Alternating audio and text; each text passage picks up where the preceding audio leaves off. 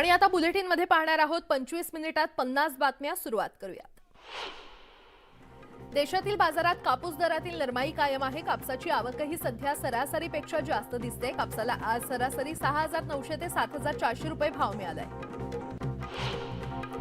देशातील बाजारात सोयाबीनचे भाव स्थिर असून काही ठिकाणी दरात 50 रुपयांचा चढ उतार दिसतोय, पण सरासरी दर पातळी कायम आहे। सोयाबीनला आजही प्रति क्विंटल सरासरी 4,700 ते 5,200 रुपयांचा भाव मिळतोय।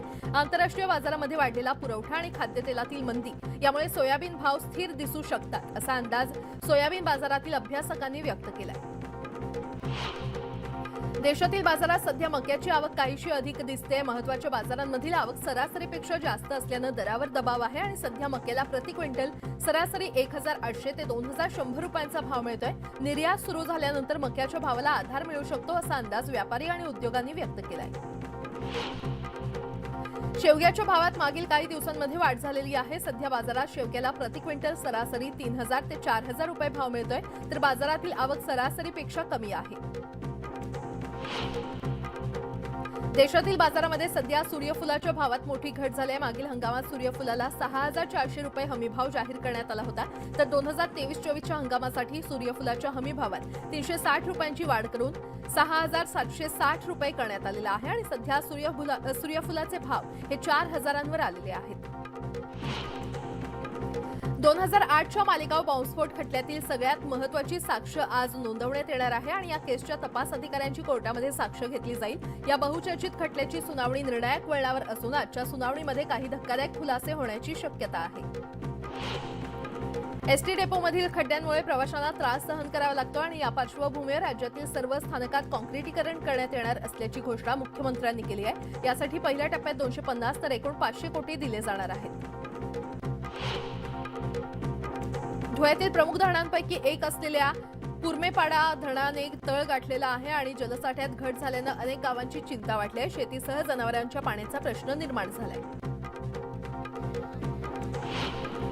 राज्यात लांबलेला पाऊस आणि उन्हाळ्यामुळे शेतीसाठी वाढलेला पाणी वापर, जलसाठ्यांचं वेगानं होणारं बाष्पीभवन यामुळे राज्यातील जलसाठ्यांची पातळी खालावत चाललेली आहे। राज्यातील जलाशयांमध्ये सध्या 25% पाणीसाठा असून गेल्या वर्षीच्या तुलनेमध्ये तो 3% कमी आहे। त्यामुळे अनेक भागात पिण्याच्या पाण्यासाठी टँकरचा आधार घ्यावा लागतोय। मान्सून लांबणीवर पडल्यानं यवतमाळ जिल्ह्यातील 90 गावात पाणी टंचाई निर्माण झालेली आहे। नागरिकांची पाण्यासाठी भटकंती सुरू असून 1 ते 2 किलोमीटर अंतरावरून पाणी आणावं लागतंय। बीड शहरात नगरपालिकेच्या गलथान कारभारामुळे तब्बल 3 लाख लोकांना पाणी टंचाईचा सामना करावा लागतोय। शहराला 20 दिवसाला पाणी पुरवठा होतोय आणि त्यामुळे पाणी विकत घेण्याची वेळ नागरिकांवर आली आहे। अटल अमृत योजनेअंतर्गत 114 कोटी रुपये खर्च करण्यात आलेले आहेत, मात्र एवढा पैसा खर्च करूनही लोकांना पाणी विकत आणावं लागत असल्यानं नागरिकांनी नाराजी व्यक्त केली आहे। अर्जुना धरणाच्या आतील बाजूला 10 कामगारांना घेऊन जाणाऱ्या कॅम्पर गाडीला अपघात झाला आणि यामध्ये दोघांचा मृत्यू झाला असून 8 जण गंभीर जखमी झालेत। जखमींना रायपाटण ग्रामीण रुग्णालयामध्ये उपचारासाठी दाखल करण्यात आले। संत ज्ञानेश्वरांच्या पालखीचा सासवडमध्ये विसावा असणार आहे। ज्ञानेश्वरांचे बंधू संत सोपानदेव महाराज यांच्या पालखीचं दुपारी सासवडमधून प्रस्थान होणार आहे। वणीच्या सप्तशृंगी मंदिरात वस्त्रसंहिता लागू करण्याबाबत आणि शेंदूर स्तंभ उभारणीबाबत नाशिकमध्ये मंदिर संस्थांच्या नवनियुक्त अध्यक्षांच्या अध्यक्षतेखाली विश्वस्तांसोबत बैठक आयोजित करण्यात आली आणि या बैठकीमध्ये वस्त्रसंहितेबाबत काय निर्णय होतो याकडे भाविकांचं लक्ष लागलंय। पालघर इथे शासन आपल्या दारी या कार्यक्रमासाठी आज मुख्यमंत्री एकनाथ शिंदे आणि उपमुख्यमंत्री देवेंद्र फडणवीस उपस्थित असतील। या कार्यक्रमासाठी पालघरच्या कोळगाव मैदानात सभामंडप उभारण्यात आलेला आहे आणि या अभियानांतर्गत मुख्यमंत्र्यांच्या हस्ते नागरिकांना शासकीय योजनांशी निगडित कार्यालयाचे प्रतिनिधी विविध दस्तावेज उपलब्ध करून देण्यात येणार आहेत। धाराशिवमध्ये जिल्हाधिकारी सचिन ओंबासे यांनी शेतकऱ्यांच्या बांधावर जाऊन कृषी विभागाच्या कामाचा आढावा घेतला। जिल्ह्यामध्ये पेरणीच्या कामांना वेग आलेला आहे आणि याच पार्श्वभूमीवर शासकीय योजनांचा लाभ शेतकऱ्यांना मिळतो का या संदर्भात त्यांनी बांधावर जाऊन शेतकऱ्यांशी संवाद साधला। बीआरएस या पक्षाचा महाराष्ट्रातील पहिलं विभागीय कार्यालय आज नागपुरात सुरू होत आहे आणि कार्यालयाच्या उद्घाटनासाठी बीआरएसचे अध्यक्ष आणि तेलंगणाचे मुख्यमंत्री के चंद्रशेखर राव उपस्थित असतील। अहमदनगरमध्ये बीआरएस पक्षानं राष्ट्रवादीला धक्का दिलाय। अजित पवारांचे निकटवर्तीय समजले जाणाऱ्या घनश्याम शेलार यांनी हैदराबादमध्ये चंद्रशेखर राव यांच्या उपस्थितीमध्ये पक्षप्रवेश केलाय।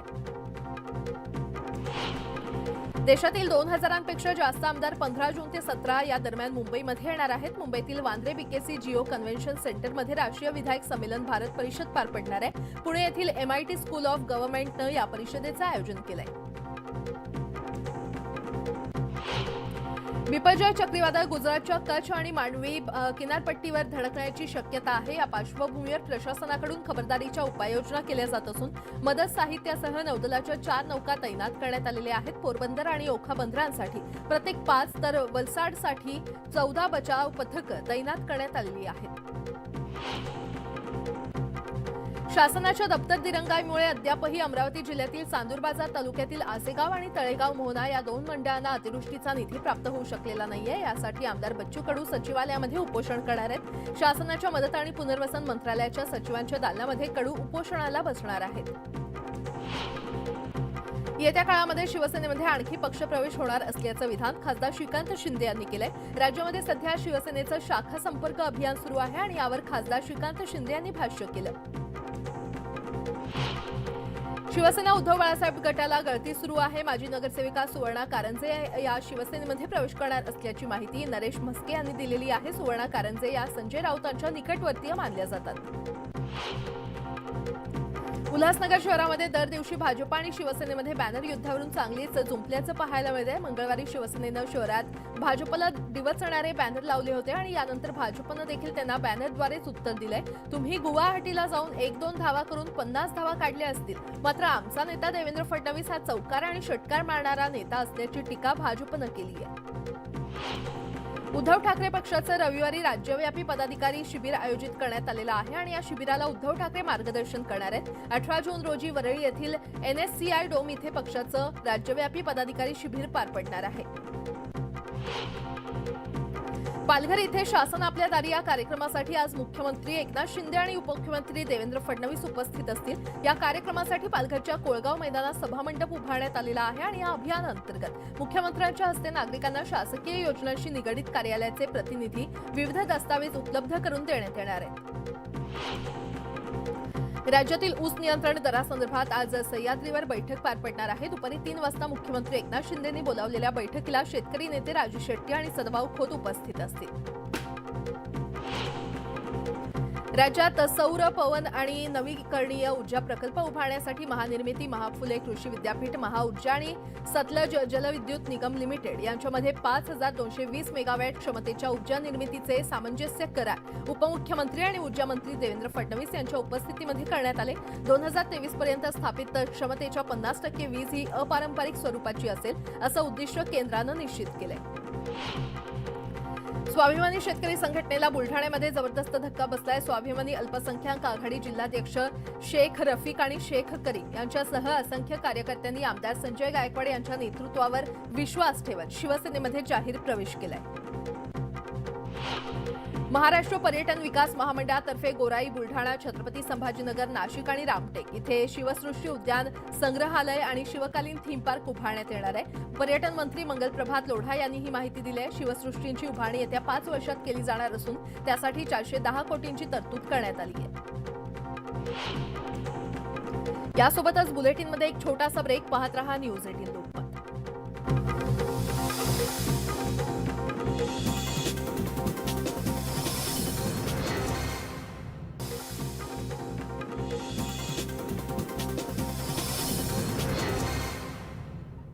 ब्रेकनंतर आपलं पुन्हा एकदा स्वागत आणि आता उर्वरित बातम्या पाहूयात वेगवान स्वरूपात.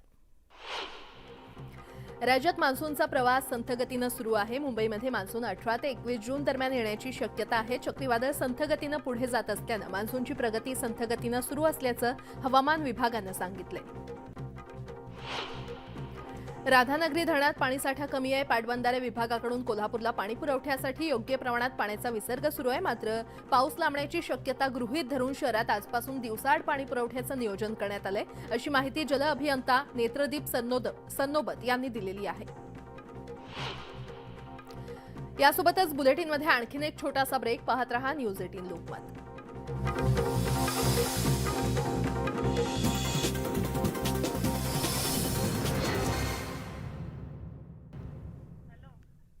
आणि ब्रेकनंतर बुलेटिनमध्ये तुमचं स्वागत आणि पाहूयात आता पुढील बातम्या. राज्य सरकारनं स्वातंत्र्याच्या अमृत महोत्सवानिमित्तानं 75 वर्षांवरील ज्येष्ठांसाठी मोफत प्रवास आणि महिलांसाठी एसटीमध्ये अर्ध तिकीट केलं आणि 29 जूनला आषाढी एकादशी असल्यामुळे 23 पासूनच पंढरपूरसाठी गर्दी उसळायला सुरुवात होणार असल्यामुळे एसटी महामंडळानं 25 बसेसचं नियोजन केलंय. पंढरपुरात सार्वजनिक आरोग्य विभागाकडून आरोग्याची वारी पंढरपूरच्या दारी हा उपक्रम राबवण्यात येतोय. 27, 28 आणि 29 जूनला हा उपक्रम राबवला जाईल आणि यात सुमारे 10 लाख वारकऱ्यांची मोफत आरोग्य तपासणी केली जाईल. पंढरपूर जवळ ही सेवा दिली जाईल आणि त्याचसोबत आपल्या गावी परतल्यावर जवळच्या शासकीय रुग्णालयात मोफत उपचार सुद्धा मिळणार आहेत. गेले 2.5 महिने दुरुस्तीसाठी बंद असलेला मुंब्रा बायपास मार्ग अखेर वाहतुकीसाठी खुला झालाय. जेएनपीटीतून येणारी अवजड वाहनं तसंच उत्तर भारतातून येणारी छोटी वाहनं आता ठाणे शहरात न येता थेट मुंब्रा बायपास मार्गे प्रवास करणार आहेत. त्यामुळे ठाण्यातील अवजड वाहनांची कोंडी फुटणार असून वाहनधारकांना मोठा दिलासा मिळणार आहे. विदर्भ वगळता राज्यातल्या शाळांमध्ये आजपासून पुन्हा किलबिलाट होणार आहे आणि विद्यार्थ्यांनी आनंदाने शिक्षण घेऊन यशस्वी व्हावं अशा शब्दात शालेय शिक्षण मंत्री दीपक केसरकर यांनी विद्यार्थ्यांना शुभेच्छा दिल्या. तर विदर्भातील शाळा मात्र आजपासून सुरू होणार नाहीत. विदर्भातील शाळा येत्या 30 जून पासून सुरू होणार असल्याची माहिती केसरकरांनी दिली. मुंबई महानगरपालिकेच्या शाळा आजपासून सुरू होत असून विद्यार्थ्यांना देण्यात येणाऱ्या 27 शालेय उपयोगी वस्तू सुमारे 90% शाळांमध्ये पोहोचलेल्या आहेत. त्यामुळे पहिल्याच दिवशी विद्यार्थ्यांना शालेय उपयोगी वस्तू मिळण्याचा मार्ग मोकळा झालाय. 11वी ऑनलाईन प्रवेशासाठी राबवण्यात येणाऱ्या ऑनलाईन प्रवेश प्रक्रियेचं वेळापत्रक प्रसिद्ध करण्यात आलंय. त्यानुसार विद्यार्थ्यांनी पसंतीच्या महाविद्यालयांसाठी अर्ज करायला सुरुवात केली आहे. प्रवेश प्रक्रियेत मुंबई विभागासाठी आतापर्यंत 2,67,000 विद्यार्थ्यांनी नोंदणी पूर्ण केली असून 19 जूनला प्रवेशाची निवड यादी प्रसिद्ध केली जाईल.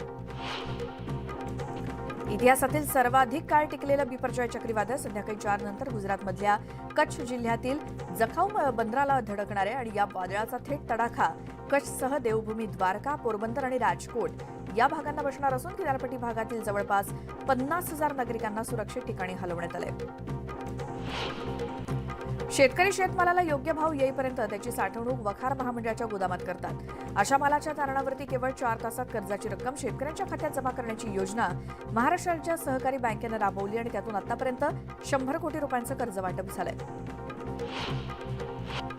पिंपरी चिंचवड महापालिका पाणीपुरवठा विभागाच्या विद्युत विषयक देखभाल दुरुस्तीची कामं करण्यात येणार आहे. त्यामुळे आज शहराचा संध्याकाळचा पाणीपुरवठा बंद राहणार आहे. तर शुक्रवारी होणारा सकाळचा पाणीपुरवठा अनियमित आणि कमी दाबानं होणार आहे. त्यामुळे नागरिकांनी पाण्याचा काटकसरीनं वापर करण्याचं आवाहन पालिकेनं केलंय. जुहू चौपाटी समुद्रात बुडून 3 मुलांचा मृत्यू झाल्यानंतर मुंबई महानगरपालिकेनं आता समुद्रकिनारी आणि चौपाट्यांवरची सुरक्षा वाढवली आहे. अतिउत्साही पर्यटकांमुळे होणाऱ्या दुर्घटना रोखण्यासाठी आता 6 समुद्र चौपाट्यांवरती 120 जीवरक्षकांचा वॉच असणार आहे. मान्सून लांबल्यानं खरीप हंगामाच्या पेरण्या रखडल्या आहेत. सरासरी अवघ्या 1% शेतजमिनीवरतीच पेरण्या झाल्यात आणि त्यातच पुढचे 4 आठवडे अत्यल्प आणि तुरळक पावसाचा अंदाज हवामान खात्यानं वर्तवलाय. त्यामुळे पेरण्या लांबणीवरती पडण्याची शक्यता आहे. आजपासून 17 जून या कालावधीत देशातील 2,000पेक्षा जास्त आमदार मुंबईत येणार आहेत. वांद्रे बीकेसी जिओ कन्व्हेन्शन सेंटरमध्ये राष्ट्रीय विधायक संमेलन भारत परिषद पार पडणार आहे. पुण्यातल्या MIT स्कूल ऑफ गव्हर्नमेंटनं या परिषदेचं आयोजन केलंय. पुनर्विकासात अन्य रहिवाशांप्रमाणे 500 चौरस फूट जागा देण्याच्या मागणीसाठी मुंबईतल्या वरळी इथल्या बीडीडी चाळीतील दुकानदारांनी हायकोर्टात याचिका केली आहे. या याचिकेवर आज मुंबई हायकोर्टात सुनावणी होईल. मुंबईतल्या मेट्रो 3च्या आरेमधील कारशेडचं काम 65% पूर्ण झाल्याची माहिती मेट्रो रेल कॉर्पोरेशननं दिली आहे. पावसाळ्यात पाणी साचू नये यासाठी पंपांची व्यवस्था करण्यात आली आहे. अभियंते आणि कंत्राटदारांनी सर्व पावसाच्या आगमनापूर्वी पूर्णत्वास कामं नेत असल्याची माहिती दिली. ठाणे जिल्ह्याला पाणीपुरवठा करणाऱ्या धरणांमध्ये सध्या 30 ते 45 दिवस पुरेल इतकाच जलसाठा शिल्लक आहे. त्यामुळे पाणी जपून वापरण्याचं आवाहन पालिकेनं केलंय.